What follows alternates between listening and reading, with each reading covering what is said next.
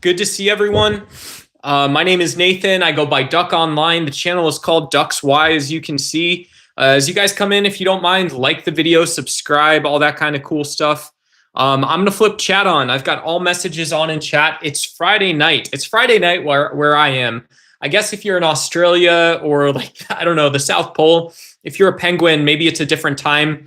Obviously, you're probably in a different time zone, but for me, it's Friday night at about 7 p.m. And truly, there's no place I'd rather be except streaming live here with you. So I'm very excited to be live. I dressed up a little bit. I've got I don't know if you guys can see this. It's very 80s style.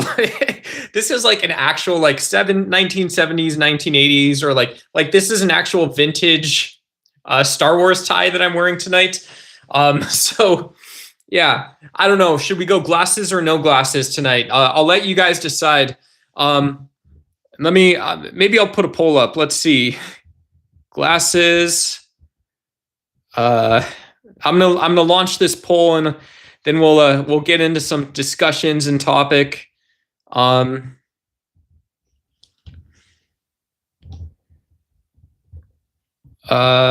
Or no glasses. Why? I think I'm supposed to be a little narcissistic. So that's why I'm putting this poll up, is because I'm figuring out what I'm supposed to be doing. And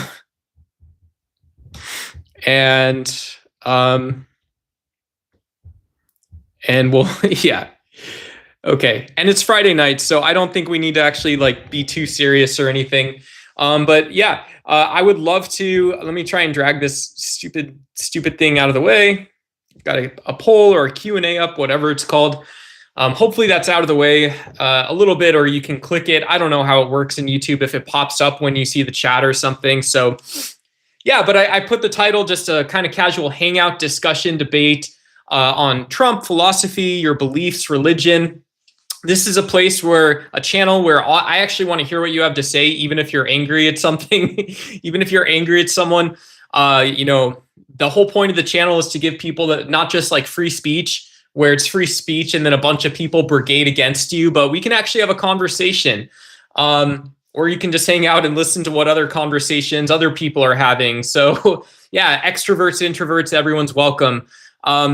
And yeah, it's like I said, it's Friday night. Like I mentioned, there's no place I'd rather be otherwise. I wouldn't be live streaming. And there's a close second. The close second is, if I wasn't live streaming, I'd go out for kind of a short jog, and probably put on Netflix or put on a movie on YouTube Movies, and probably a free movie.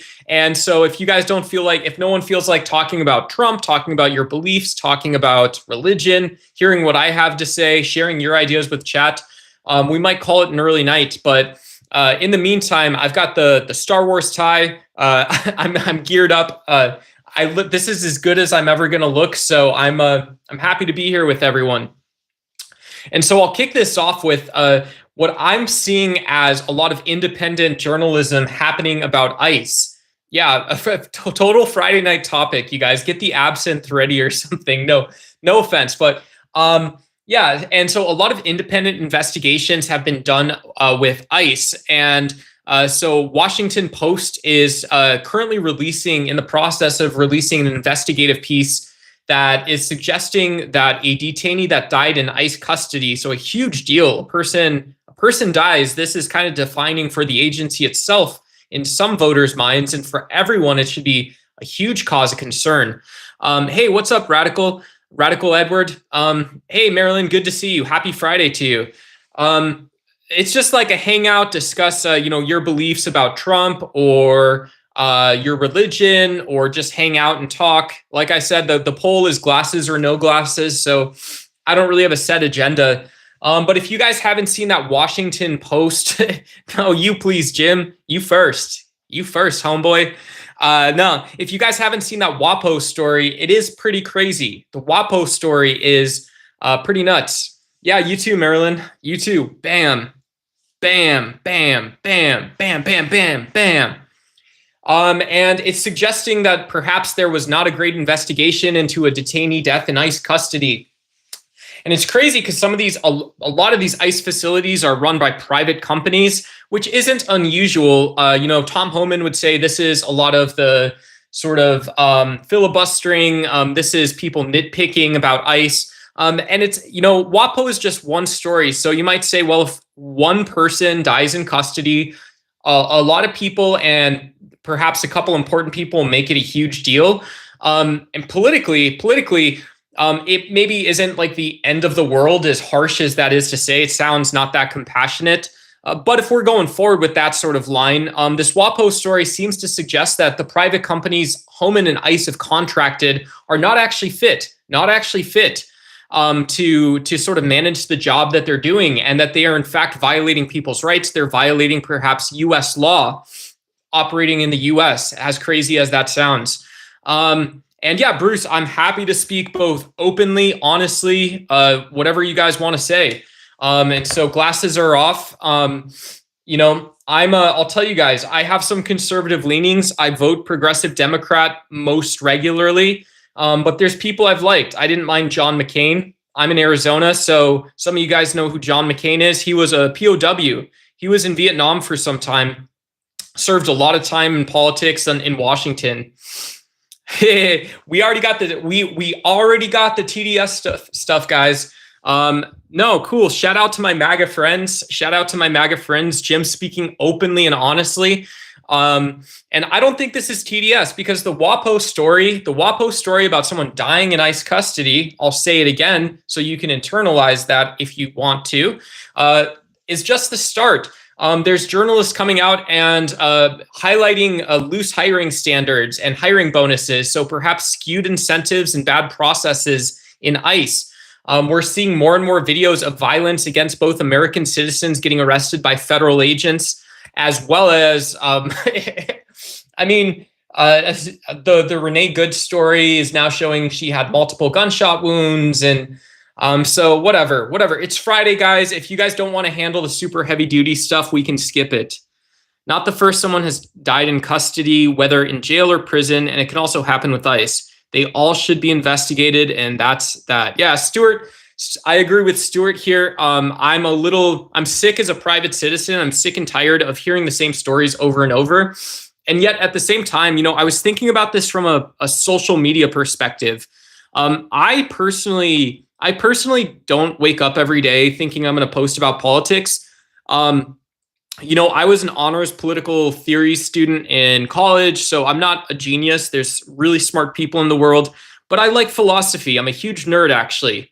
I'm a huge nerd. That's why I have a Star Wars tie, guys. But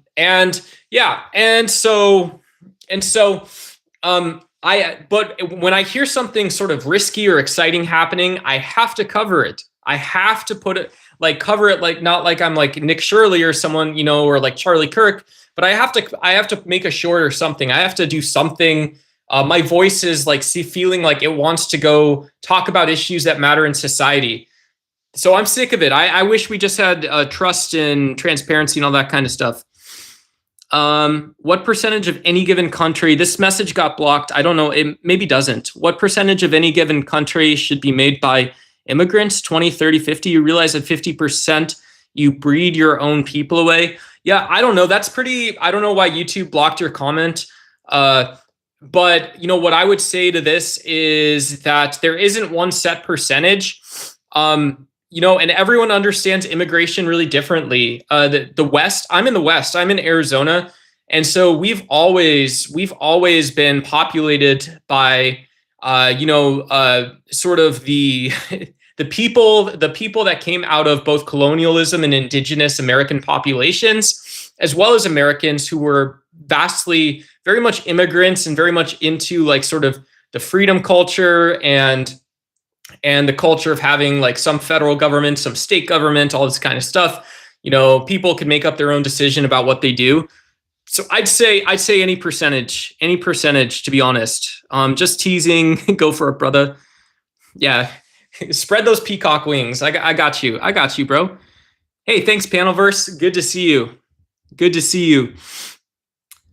All the ones that come through a port of entry. Yeah, anyone who comes through a port of entry, I think you're in the United States, so you at least have protection of rule of law. And that's one of the crazy things is from my perspective, and not to be do pearl clutching, not to make people think I'm not like a real part of the manosphere. If you guys couldn't tell. But my pearl clutching is like this WAPO story, anything that we hear from media outlets, independent journalists, all the stuff that is actually about ICE. It's about things that are happening. It's the stuff that, to me, it's like, well, this isn't just for Americans. It's also for people visiting our country or coming here for student or work visas. And we normally wouldn't say that that's the case in any time in history, So, but yeah, with Kristi Noem spending time at the Mall of America, that's my talking point. That's the TDS if Jim was looking for it. Your new headline, everyone, Kristi Noem at the Mall of America. Can you guys keep up with me? Kristi Noem at the Mall of America in Minnesota. Amidst rising global tensions, regional conflicts, and in an underground intelligence war, Kristi Noem is in Minnesota for some reason. I don't understand that. I don't buy it. Violence is being directed towards federal agents. We have ThinkPad 3220 here. Violence is being directed toward federal agents, including ICE and Border Patrol, and said agitators are actively coming out to try and stop operations. Yeah, I think that is, for me, my sort of main point isn't that, you have left-wing terrorists, as Fox News has called it. My main sort of intuition about it is that ICE is the only law enforcement agency in the United States which is failing. ICE is failing right now. It's never going to operate efficiently. It's going to continue mounting legal problems. And that means that there's specific injustices that when we hear about an injustice and we feel compelled to speak over it, we think about injustice and we feel compelled to vote it out of sight, vote it out of our picture frame. We can't do that as American citizens, as people that believe in aspects of freedom. When we believe that our morality, our morals as a society, our morals as individuals require us to address that injustice either head on or over time and indirectly, but speaking truthfully and honestly. How do you actually get the story out? How do you actually give justice for the victims? How do you actually make sure it doesn't happen to anyone else? So to me, that's why I take ICE as a failing agency as a better and more truthful narrative than saying that there's violence being directed at ICE agents, because it would sound absurd to say that, my Maricopa or Phoenix, Arizona or Los Angeles County Sheriff Department is under fire. That's not happening. That isn't happening. So, so where do you get off? Hello, whoever is speaking, whatever it is in a different language. It's good to see you. Happy Friday from the United States to you. Hello. Glad to see your view on America's first colonialists as immigrants. They were, they weren't. They were, they weren't. Sudan. Happy Friday. Colonialists were not invited by. Yeah.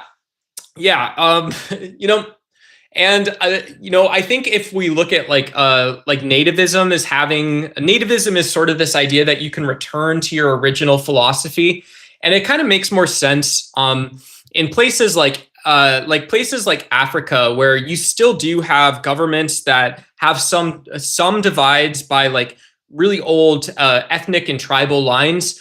Even if they're not a totality, especially in 2025, when we're 2026, where technology and all these other things are happening.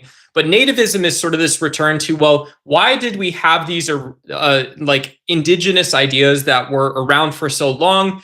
Why do so many of those indigenous ideas produce notable thinkers? Maybe we think of someone like like John Dewey in the United States, and this is a little appropriating, but maybe like Teddy Roosevelt.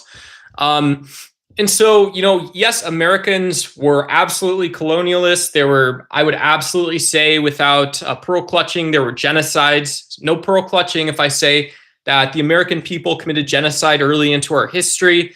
Address the issue head on, address it as history, address it for what it was, which was a complete lack of ethics and morality. And we also, it's very odd. It seems to grant a very messy, dirty, violent air of legitimacy when we say that there are American thinkers that have contributed to both traditional conservatism as well as to progressive liberalism who seem to produce original ideas from this land. And so, yeah, I kind of agree with Sue that I am maybe trying to take some of the competition out of it. And so that's a good call. I'm glad she called me out, to be honest. I'm going to scroll down in chat. I'm going to scroll down a little bit. They use what the voting system, what use is the voting system if you can just go protest it? I don't agree with that entirely, Bruce. If you guys can see Bruce's last two comments, that's what I'll respond to here. I'll offer just my 2 cents, my thoughts, is that when Trump wins the election, you can't, and this sounds really extremist, but you can't elect Mustache Man. You can't elect Joseph Stalin or Mussolini to be president. You can, but they're not allowed to actually act like it or pursue it. And so winning an election as an executive doesn't make you a dictator or an autocrat. And there's good grounds. There's good grounds when we say that legislators have oversight over budgets. When you say that something being railroaded or ramrodded through Congress is not a carte blanche. People mean that in the United States. And so if that's a genuine question, as far as, it's not like a paradox that voting really changes who actually gets elected. And so why does it matter if you represent your values into like on a piece of paper? Is that something you go tell people, or like why would someone do that? My main response to that is, yeah, absolutely. And we don't vote on the Constitution every year either. It's not just that we don't vote on a Constitution, but the Constitution is set up so you can vote and you're not voting against someone's values. So you get to be frustrated. You're allowed to be frustrated, but when your frustration is about something that's happening that's illegal, that's violence against your fellow man, there's a reason we have that Constitution. So we hold these truths to be self-evident, that all men are created equal. We hold this truth to be self-evident. This should be a little odd to some of you guys, because that isn't a self-evident truth that all men are equal. That is not a self-evident truth, and yet it was written by very profoundly in our founding documents, right? Like, we hold this truth to be self-evident that all men are created equal, which is not self-evident. And we should believe that the very pragmatic nature of most of our founding fathers would also take this to be not self-evident. Hence, you have multiple constitutional conventions. You have sweeping acts of like Confederate diplomacy and stuff like this that happen way even before you have, the Second Constitutional Convention that results in a federated system like we have today, a federal system. And so my point of this is that we only assume and speak and act and talk, and we have laws about all men being equal. And so this is both the legal and philosophical and moral basis, I would argue, the normative basis of the United States. And so you get to vote, but you don't get to one person, or even many people, a plurality of people or a majority of people don't get to vote against sort of freedom and stuff like that. Your vote says that you prefer one party's approach more than the others, blah, blah, blah, blah, blah.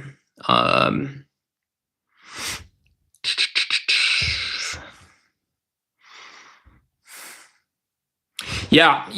All the old Ralph Nader people that voted for Al Gore and Ralph Nader and Ron Paul, those are people that don't get a voice in certain areas of society. It's just surprising because if you're a libertarian, you'd probably find really good company going to work in the oil industry or the tech industry.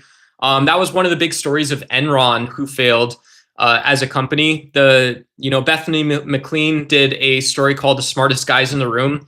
She wrote a book.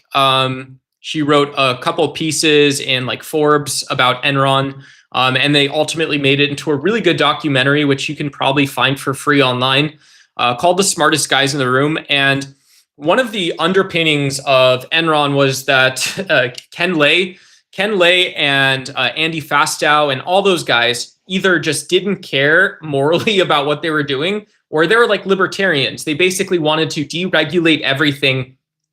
They wanted government so far away from their business, and they wanted government so far away from their business that government was actually protecting them. That is all government could actually do, is protect this energy trade. So you would have government protection of an unregulated energy market. And George Bush did that. George Bush was best friends with Ken Lay, So libertarians. So my whole point of this is, libertarians have their policies, their interests represented in our country, and a lot of times you find people who just find things away from society and stuff like that. We have a capitalist system, but not a true capitalist system. We manipulate the markets and subsidize the people and corporations. I wish we were a true capitalist. I think a true capitalist, so to me, a true capitalist isn't like, to me, a true capitalist doesn't read scholastic economic works. They don't necessarily trust the Fed chairman, and they certainly don't trust a politician. They certainly don't trust any president. Like even as a progressive Democrat who thinks Joe Biden was really good for our economy, the most I could say is Joe Biden probably pushed incentives for fossil fuel companies to invest in the future, and he invested a ton of money in AI, in high-tech manufacturing, and he encouraged states to do that as well. He encouraged things that I think will be around for a while. And they're things that we're going to do one way or another, whether you do it being towed under a snowmobile or otherwise. And so I think a true capitalist takes that kind of information and rejects the political narrative. That was one of the things wrong with Alan Greenspan, is Alan Greenspan took an extremely high level, an expert level, even for PhDs. He took an expert economics view and made it political. And economics is patently not about politics, especially microeconomics. And so I personally wish we had more ethical capitalists, and I wish we had more people that were passionate about the science of business and the science of economics. I'm a huge nerd for that stuff. I don't think it's not about becoming a billionaire, and it's not about making, your first $200,000 W-2 or something like that. To me, those are things that come way after. Those are things that someone else does. Those are things that someone else does because they can do them better than you. Like Elon Musk. Elon Musk designed software, sold software, designed cars, sold cars, designed spaceships, sold spaceships. And now Elon Musk, who was an expert at capitalism, who was an expert at building, at engineering, he was a great engineer, beautiful engineer, I'd say. He was a beautiful engineer. And now Elon Musk is doing politics, apparently. And he's not doing them well. He never knew about them in the first place. You don't have to know about politics to build electric cars. As it turns out, you can know a lot and you can know absolutely nothing about politics. So like Mark Cuban, I really like Mark Cuban, and hello to everyone who's kind of coming in, filtering in. I see you guys in chat. I'm just rambling right now. I'm trying to entertain or respond to stuff. I want you guys to see me for who I am and feel my opinions reverberating through your bodies.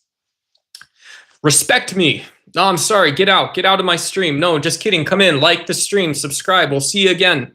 Very weird, awkward segue. We're on a cell phone, so what does it matter?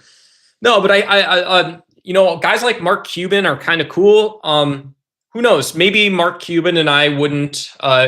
Maybe if I was the Pope, I wouldn't make Mark Cuban a saint. Mark Cuban, if you're not from the US, he owns a sports team called the Dallas Mavericks, or did. But he was a tech billionaire that ended up becoming a sports billionaire. He invests in all kinds of stuff. But generally, people know his face, know the name, and he's generally seen as someone fairly respected and fairly high up in our economy, a billionaire. But like, yeah, Mark Cuban, I was going to say something nice about him. You know, when Mark Cuban does have to do public appearances, he doesn't pretend to be an expert, but he also doesn't pretend like he doesn't know anything when he's talking to Congress or something like that. And so I like that. I think that sort of, to me, like capitalism is partially about respecting that competence, but still having that sort of moral judgment go first, ideally. Charlie Kirk. Roy, that message got moderated by YouTube. It got auto-modded. You're still here, Roy.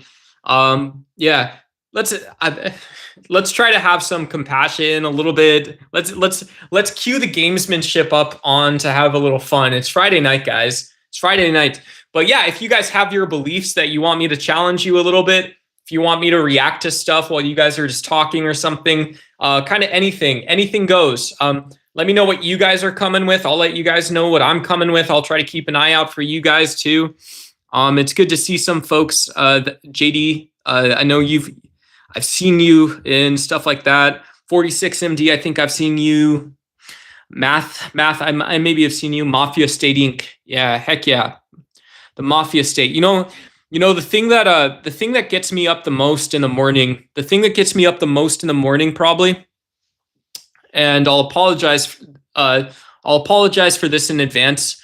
It's the idea that there's of the 350 million people, there's at least 340 million of them who don't even know Donald Trump is president. I really don't like Donald Trump for those 10 million people, because that's a lot of people that we're screwing over. They're getting the bottom of the barrel right now. You know what the bottom of the barrel actually means? It means you get all the filtered bits, all the messy stuff. We're pushing all of that stuff onto, we once used to say this. We used to say as a country, send me you're tired, you're weak, you're meek, you're poor. Do you know what I would say? I'd never say that. If I was a mafioso, do you know what I'd say? I say, don't send me any of you're tired, you're meek, you're weak, you're poor. But as a citizen, as a progressive Democrat voter, I still believe, send me, you're tired, you're hungry, you're weak, you're poor, and we'll see what we can do about them. For me, that's a lot to take on personally. As a country, it's not that much to take on personally. That's what I believe.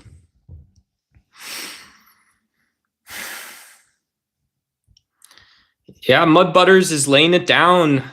Mud Butters is, we're not going to build like an ecosphere. I don't want like an ecosphere. So I'm glad 46MD is here. Biden was the worst fake president in history. How was Joe Biden the worst fake president in history? If under Joe Biden, I was so bored every single day. I was so bored every single day because things were just working. So that, to me, that means I had freedom. To me, that means I could think about what I wanted to do the next day or the next day or the next day. How many Haitian migrants are in your house? I got 45. I got 45 Haitian migrants. I got 32 Guatemalans. I got 17 Hondurans. Got 3 Colombians. I got 4 Chileans, 16 Argentinians, 19 Brazilians. Who did I miss? Probably a lot. I got 4 people from Costa Rica. I have a parrot from Costa Rica too, 46MD. You think I'm messing around with you? I only care about wildlife. Wildlife. I stop myself from stopping myself. That's how good I am at. Loving the hungry, the meek, the weak, the sick, the poor that came to the United States. Let me take care of you. Let me show you this. Let me actually take care of you. Let me show you how this works. Let me show you how this works. Loaded up on my back like I'm a donkey. Like I'm a donkey. I ain't a donkey, but if you're a donkey, yeah, 132 plus 1 Costa Rican parrot. You could write a song about it, like the 12 Days of Christmas. You could write a song about it. You could give it to, Frankie Sinatra to sing. You can give it to his little brother Donnie from New Brunswick if you wanted to. And I'm just telling you what they come with, what these guys can. Let me tell you this, what these guys can do with their voice, with their voice when you give them something artful to do is incredible. Don't let it fool you. Free eggs. I'll tell you what I was craving the other day. And I'm like, yeah. I was craving purple Peruvian potatoes. Potatoes are crazy. They're one of the craziest species in the world that we've domesticated. And they're like a species or a genus or something. I don't know technically biologically what a potato is, but in Peru, you get different like types or varieties of potatoes depending on what way the sun comes down and hits the mountain. And so if you've ever been to the grocery store and you've seen those little purple potatoes, like purple yams or something, and you can kind of chip them up and put them in a stir fry and they turn everything purple, or you can like fry them and they're perfect. That's because of the type of soil and like the angle the sun comes down on them. So they're crazy. They're hard to cook. They're not hard to cook, but they're just different to cook than regular potatoes. Hey, what's up, Jiggly Jiglets? Good to see you. Are you chilling? It's Friday. It's Friday, baby. I got my tie on. Yeah, but like I said, there was no place I would rather have been than streaming here with you guys, saying hi to everyone, seeing what everyone has to say. You guys give me a chance to just talk at you, talk at the screen, talk at the camera, talk at the microphone. I get a chance to do all that stuff a little bit. And yeah, it's Friday night. I might go join one of my friends' panels later. If I have plans later, I might go out for a short jog, get out of this dress shirt, right?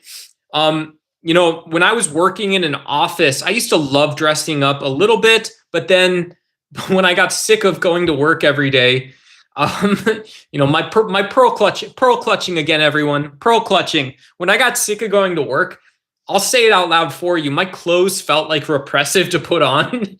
You know, it's like, the capitalist system is bearing down on us. But no, yeah, it's if you can find a job in an office where you're allowed to wear t-shirts and people just wear t-shirts, then that's probably the best thing. That's probably the best thing that you can do. But I'll talk about Donald Trump and MAGA a little bit more too. Because it is Friday. It is Friday. And so did MAGA dress up? Did Donald Trump put a face on so he could get elected back in 2016? I think he absolutely did. And it's crazy because 55% of Americans approved of Donald Trump's first terms based on a CNN poll. 55% of Americans said that they believed Donald Trump's first term was a success. And it wasn't. It was a colossal failure. It was a colossal failure. You have failed diplomacy. You have worsening tensions with Iran. Basically, the world moves closer and closer. Like if Donald Trump is doing something, you got to say he's doing something. It's solving this like downhill sludge of problems that he couldn't address in his first term as president. 55% of Americans didn't see how bad and the many reasons and places why Donald Trump's first term as president went so poorly. What's the poll at?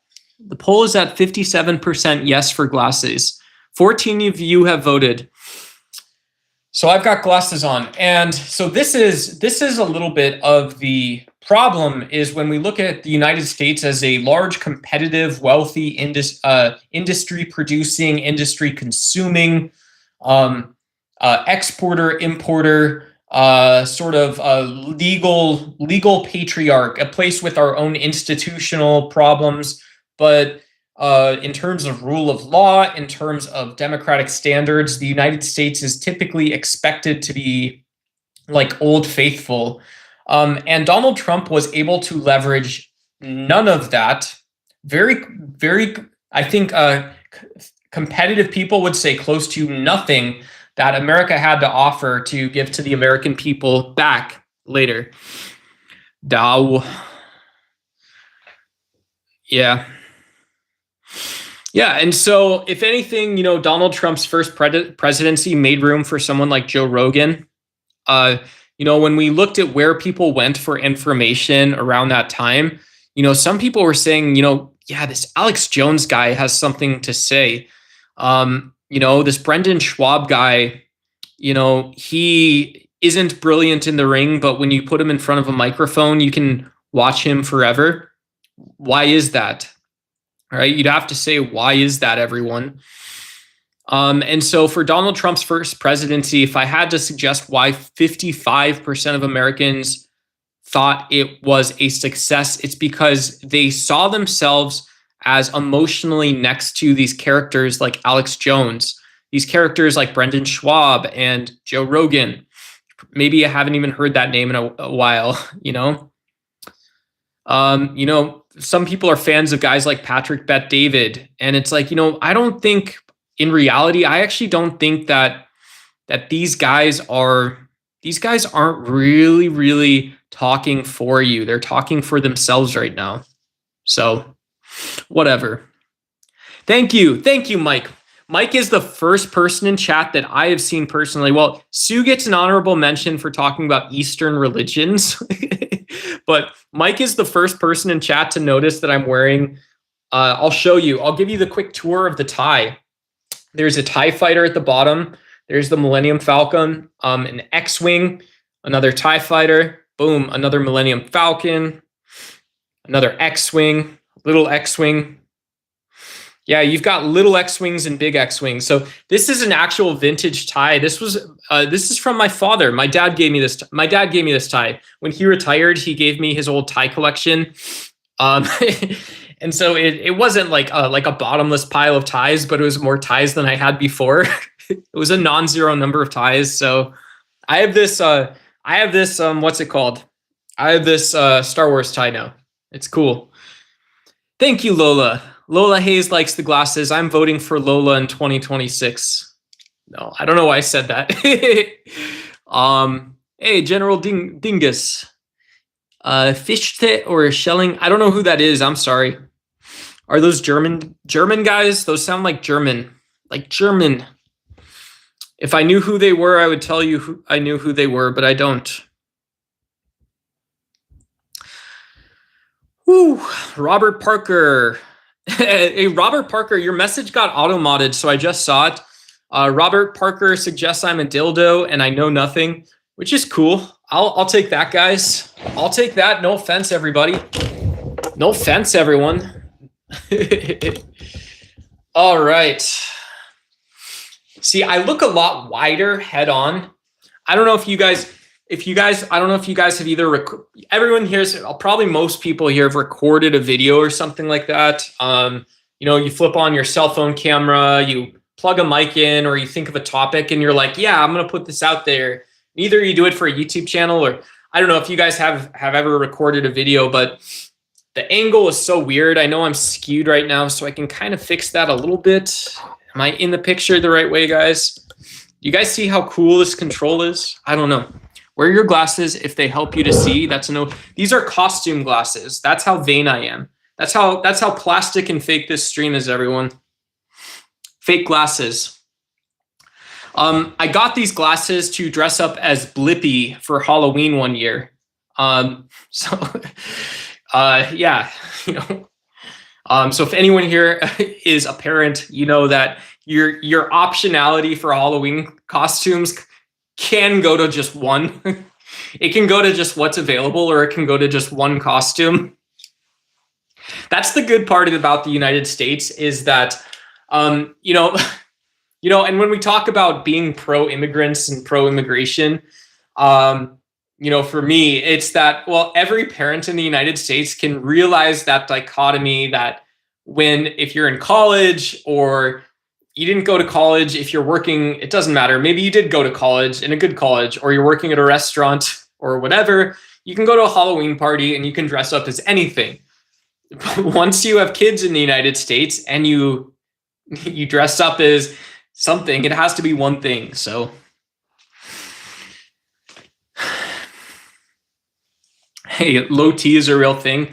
Yeah, respect. I don't know if Joe Rogan is gonna show up to our stream, guys. If any of you guys know Joe Rogan or Tim Pool and you guys want to invite them on, you guys can tell them to, I don't have an email or something, but you guys can tell them to leave a comment, email me. Yeah, No, we could wax and wane a little bit, and they can introduce me to the world. I can be famous then. Yeah, it's nice to be able to see your eyes better without the glasses. Yeah, thank you. I think that's a compliment. Where are they? They're gone. I used to have pretty eyes too. I used to have pretty eyes. I used to have a waistline. I used to have abs. I used to have abs 3 months out of the year. Now I have abs never. Now I have abs never. So, anyways, yeah, you're not alone. If that's you out there, you're not alone. Yeah. The revolution for parent YouTube, parent tube, parent politics, social media tube, or something like that. Maybe we can do it this way. Maybe. All my life has been a series of doors in my face. And then suddenly I bump into you. I was thinking the same thing. Cause like I've been searching my whole life to find my own place. And maybe it's this party talking or the chocolate fondue. But with you, we don't have to wonder anymore. Love isn't open. Any Frozen fans in the audience? Any Frozen fans? Love is an open door with you. Love is an open door. Those Disney songs are actually kind of hard to sing because Disney is such a big company. So they always like hire like Tony Award winning producers. And yeah, it's just good to have like this much respect for like, you know, musicians, artists, all that kind of stuff. I have a ton of respect for those folks.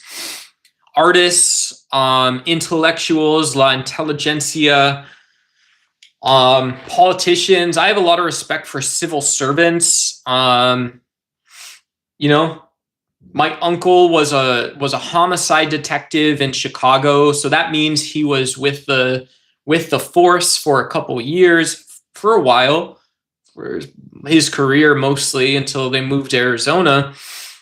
And yeah, and so I know that a lot of those guys that we often see getting yelled at and disagree with are good people. My uncle was with the Chicago PD for decades. For decades, he was with them. And I know the world is also not black and white, right? You get to love someone as they are. You get to love the great and good things that they do every single day. And then we also get the ability to be honest about some of those things. So that's that. I'm getting downvoted by the algorithm for not following the poll and taking my glasses on or something.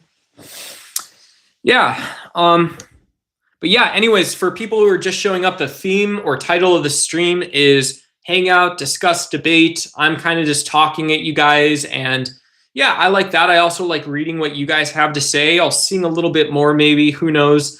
I'll talk about political figures or issues or philosophy you guys want. If you guys want to share your beliefs about either MAGA or religion or something like that. And it's also Friday, so we can hang out. And yeah, like I said, guys, if you want to like and subscribe, that's cool. Like I said, I went live because there's also no place in the world I'd rather be than here with you guys tonight.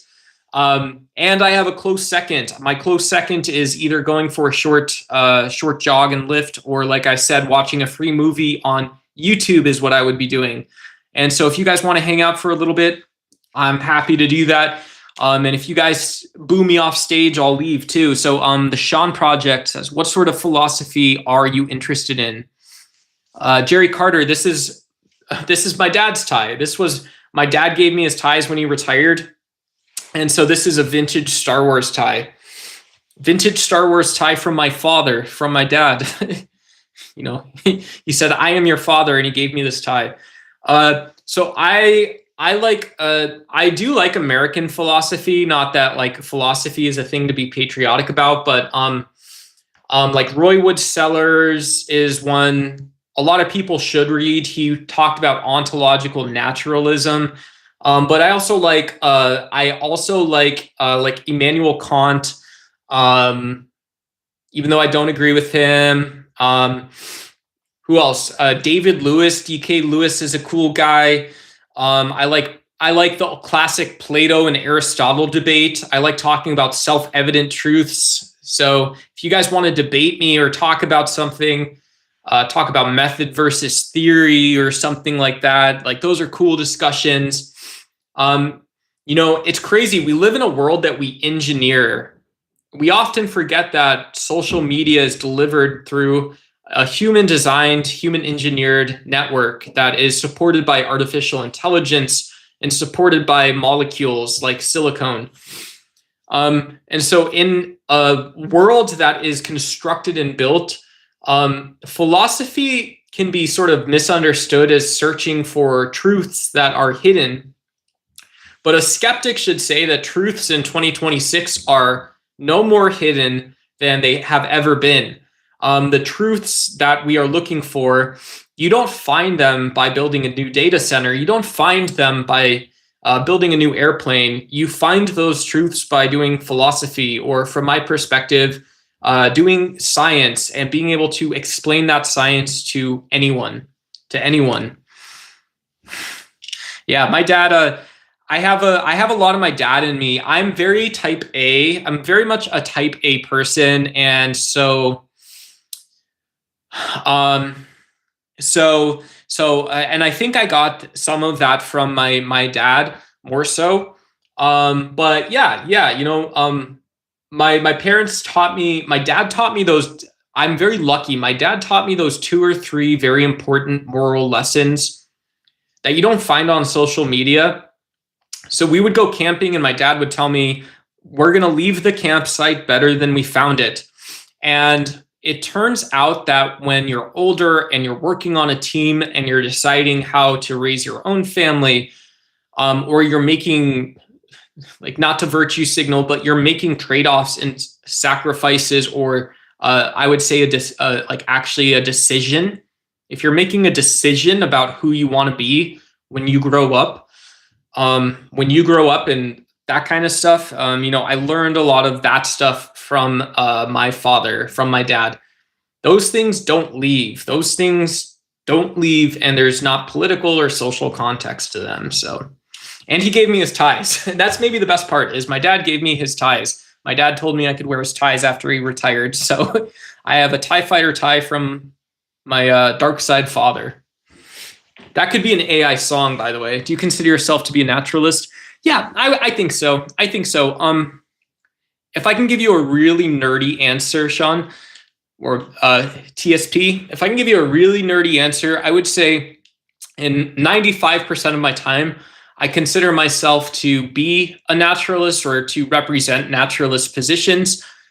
It's not that I don't think that like pure ideal or analytic truths aren't possible, or that perennial truths aren't possible. I do believe in like wisdom. I like ancient wisdom. I like mysticism.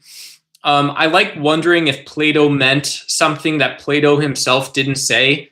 And it's like, well, how did he actually land on what he was talking about? Or what's the idea? What's the idea, the big idea here? But basically, I love Dan Dennett. If I could show you a couple from,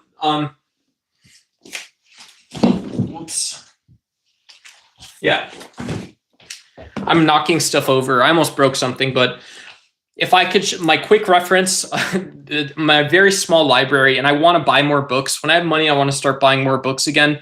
But I have the Bonobo and the Atheist. So very, very naturalist position that you basically get moral categories from biology. So your beliefs about morality may come from our brain, may be part of our evolutionary history, even though they look and are about something different. And so this is not really a philosophy textbook. This is not a philosophy book. It maybe isn't a philosophy argument in totality, but Frans de Waal, this is one naturalist book. Then Daniel Kahneman. So he died in 2025, I believe. But he was a very notable neuroscientist and behavioral economist. So a lot of brain researchers did behavioral economics, which studies how we choose incentives. So it's sort of a narrow focus of human motivations and things like that. I won't talk too much about that here, but human perceptions, human attention, and then ultimately decision making. And so Daniel Kahneman, and you can see I don't take that great. I'm not. I buy used books, and my books end up on a bookshelf, and so I'm not one of those kind of book people. But I do want more books. There's an Edward Said book on Orientalism I want to buy right now. But it's also like an old school. It's a book that doubles as a textbook, so it's very expensive. Yeah. And so that's my dream. I'm starting a part-time job soon, and yeah, if I can start making like a little money on YouTube, I don't really need it. I'll see how the economics work, but I would love to be able to buy some one or two books every month, or go to the used bookstore and just have a bigger bookshelf behind me.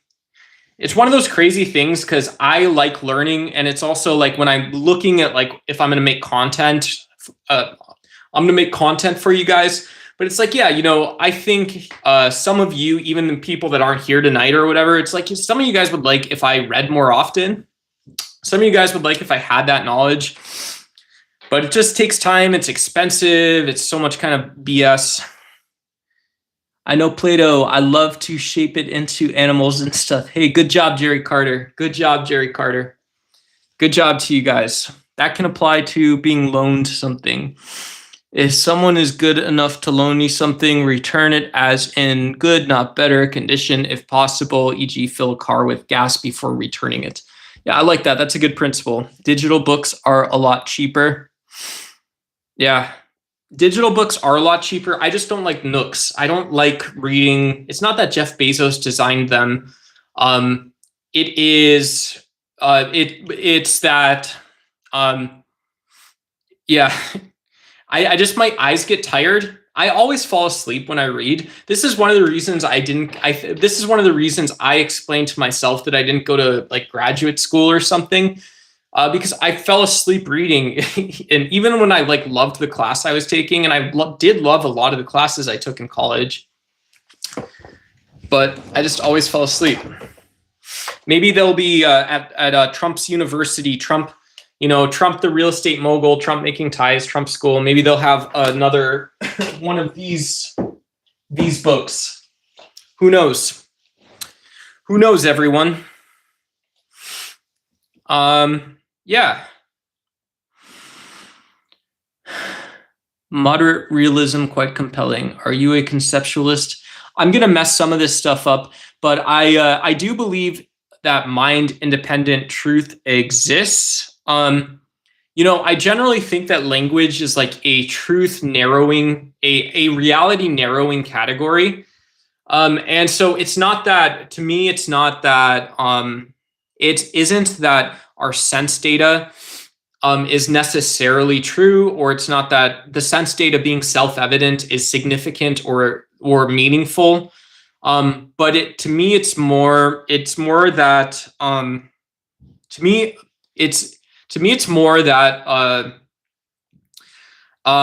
that when we do create statements or use our semantic abilities, we're talking about things that ought to be true or may be true. And so I personally, this is how much I believe in mind-independent truths and how ardent and adamant I am, is I believe that Newton himself, even in 2026, was talking about a conception of physics that exists in the world. And in some sense, the fact that Newton and calculus and this measure of force was so true then, that you would have position and velocity and these interactions of objects and things like this, that there is something in the universe that makes this seemingly true. So even if it's like not true that Newtonian mechanics is still truth apt in light of modern physics, I do believe the semantics is actually sort of far enough away that we are talking about a mind-independent reality. So that's a very long-winded answer of something that I haven't thought about in a while or enough, but that's partially why I do believe in mind-independent truths.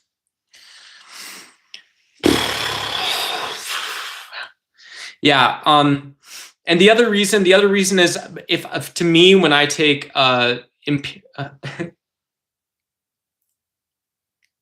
post hole digger, hey, good for you, man. Yeah, if you can put your own fences in, you can choose what color they are then too. You can choose what color they are, and you can also, to a large extent, you can choose if the when you screw stuff in, you can choose if you do a good job or not, if it's evenly spaced. So to me, that's engineering as well. It's a PhD, and it's an entrepreneur in some sense. I love learning about how quantum physics is discovering that all of the world is energy, and things like returning to be part of that energy after we die. Yeah, in most philosophers call that perennialism. This There's this idea that it's like, well, why do humans from every time period in every region of the globe think about what happens after we die? Um, yeah, what happens? And like for me, there's this guy named Todd May who wrote a book called A Significant Life that I haven't read in a while. Like, but I think you can ask about like what makes a meaningful life, what makes life after death meaningful, and then for me, maybe I actually do find more comfort asking, well, is it significant? Do I have to ascribe this to all lives, or can I talk about my view of my life and why is it then significant? Why is it then significant?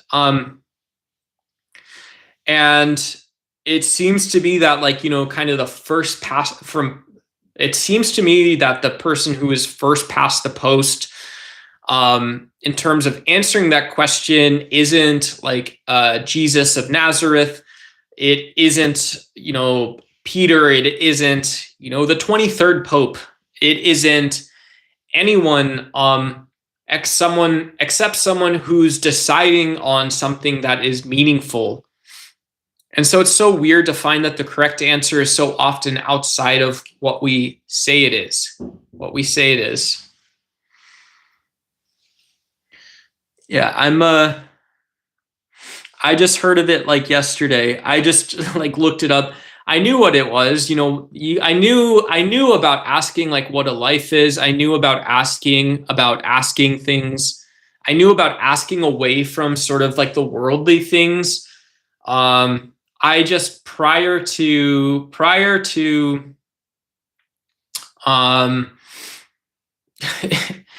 yeah, it the academic tellings. I actually looked up this guy, this Islamic guy, Surawarta or whatever, because I was interested in like what Iranians might be thinking during the protests and shit like that. So but Surawarta and some of these French phenomenologist guys, it's very like hugely well researched, in-depth sort of discussions, and a lot of work has been done in academic and scholastic philosophy on perennialism.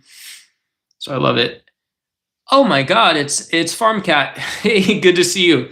Hope you're well. Hope that not so little corner of the Panelverse with frickin' Abe and all those guys is going well. Hope you're doing good. It's been a while. Where do these truths exist? What is the nature of these truths? You mentioned Plato. Do you believe in forms in some sense? If you're asking about mind-independent truths, where do they exist? I know that's going to sound like, it's kind of a funny answer, but if I would answer for mind-independent truths like, well, essentially, what is an atom? Essentially, is a granite rock made out of granite? Well, no, a granite rock is made out of molecules and atoms, and those are made out of quarks. And essentially, what is a quark? And then essentially, what is information?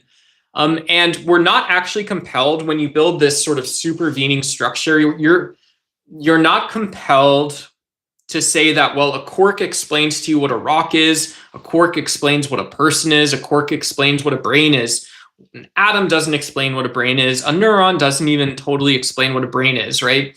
A neuron doesn't have to need a whole of your brain to be understood if you want to pick things apart or reverse the order, some whatever. And yeah, sorry if I'm wrong about some of this stuff, but so where do these truths exist? I'm not gish galloping.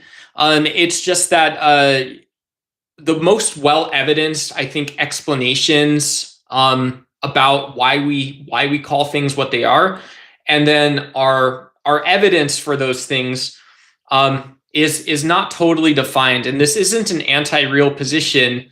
It's just saying, well, if everything's Bayesian,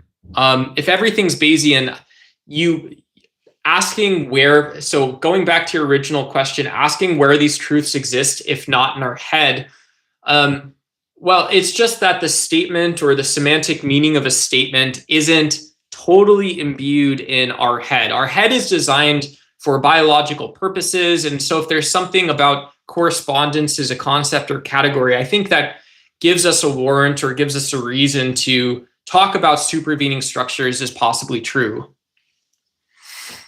Duck is such a vibe. Yeah.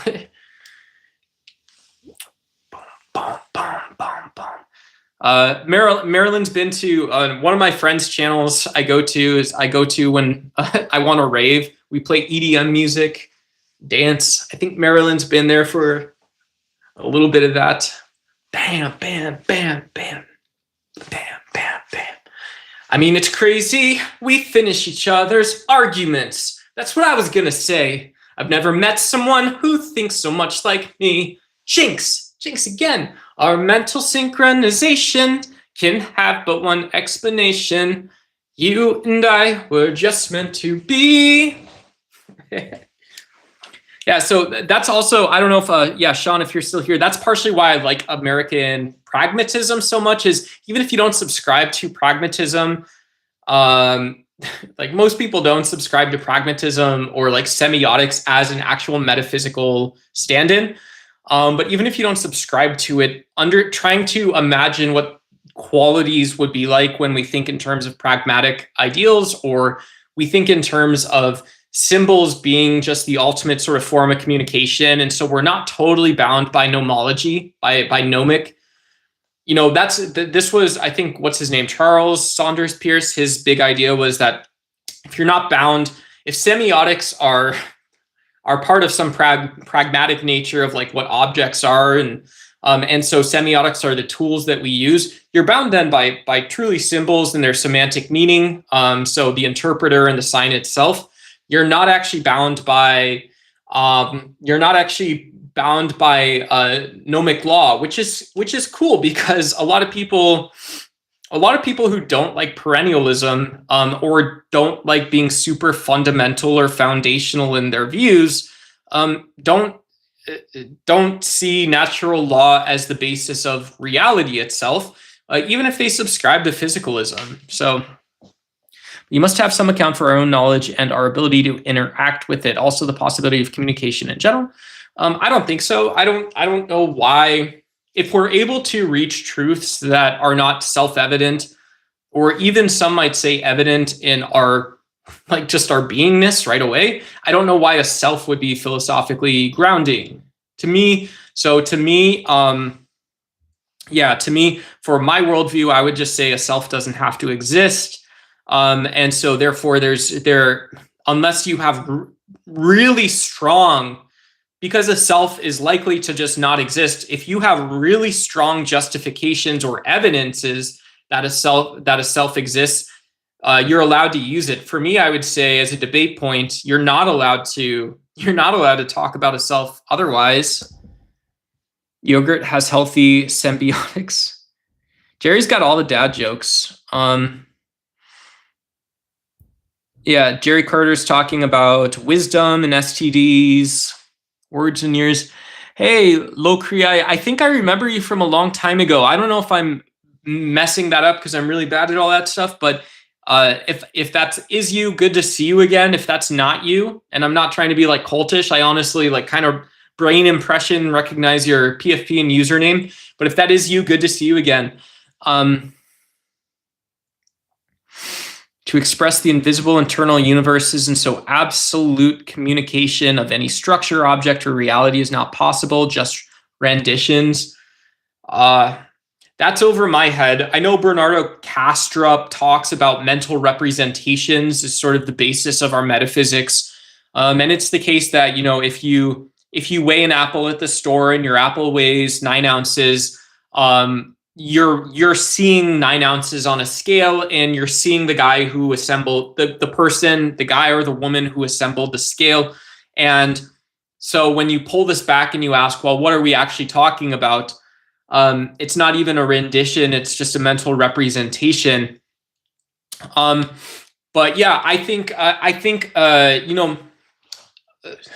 this is really stretching me out, but we're on YouTube, so I would say that this is partially why I like Michio Kaku's sort of form of cosmology, which adopts sort of, it embraces holography and all of these things, but it also doesn't say that there is some finite. There is not some finite or set bound infinite cosmology that just describes what the universe is. If I'm getting this correct, I may be wrong. That we're basically approximating things, and so in human terms, that would mean our renditions are irrational. Our renditions are always somewhat irrational, maybe absurd, maybe not. And so that is actually what cosmology, and therefore our best description of natural reality, is. Because cosmology tells us what the particulars of the universe is, cosmology also tells us the story, the narrative of what the universe is like. A cosmology that embraces we are approximating reality is telling us both about the particulars as well as what categories and concepts would be likely to emerge in that reality. Why is it the case that even like Spartan, Greek, Athenian thought, very warrior, very well fed, very well studied, very ordered societies, why is it that you did not have these claims about absolute truths without gods? Why was it that logic was still seen as something that even if it was said to be absolute in some cases, logic was still something you would Socratically teach about or ask about? To me, this is the reason this may be the case, is just because it's unlikely that in a complex place like Earth, where there's a very high level of order, something like our brain and neurons in our brain, or a tree is unlikely to be that different from humans. Humans are unlikely to be that different from trees. Both are very unlikely to speak in absolutes because complexity naturally decays just ever so slightly. We live in a place where we're allowed to be energetic and intelligent, but it's still very strange to think of someone like a true Platonist going around and being able to calculate the value of everything in the world and being curious about nothing else. Even though that's possible, it's cool that it's possible. It's nothing else. Hey, yeah, Farm Cat, enjoy the farm, the animals. Hope the pupperdews are all okay. Good to see you again. Yeah, everyone liked this stream, and yeah, our vision is an internal process. It's kind of wild. You know more than I do. My stepsister is a comologist, good money in that. A lot of like she does makeup and stuff. Yeah, tell her I've got rough skin. I have stress. I have stress lines. I have warrior lines. Tell her that an ugly 36-year-old male e-girl. Tell her an ugly e-girl, male e-girl who is kind of breaking out, kind of failing, kind of not getting how Arkansas gets to the Twitch IRL world, folks. If y'all know anyone in the Twitch IRL space looking for kind of a homebody e-girl, I'd love to go on. I have open availabilities all the time, everyone. I'm kind of an absurdist above all else, to be honest. Well, just be honest then. Adopt the Tao. Adopt Taoism. You have the Lord of the Rings look. Yeah. Thank you. I appreciate it. All right.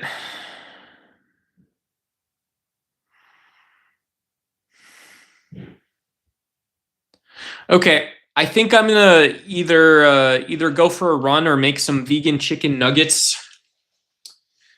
I got to get out of this shirt. I got to get out of this tie. I got to put some pajamas on or some gym clothes on, or I'm going to put on neither. I'm just going to go lay down in bed and fall asleep, just like it used to be in the 1990s and the 2000s. What most people don't know is you would just go lay down and go to sleep where you were. And that was the world we lived in, and that was depressing and all that stuff. Thank you, everyone, so much for showing up and showing out. Thank you guys for talking to me for so long. Thank you for listening while I talk through stuff. And yeah, maybe we'll do some streams over the weekend. I don't really have like a streaming schedule planned, but please do like and subscribe if you guys like this sort of live stream environment. If you guys like to do more debates or discussions, I'd like to do that stuff too. Cheers to you. And I'll see you guys all later. Take care.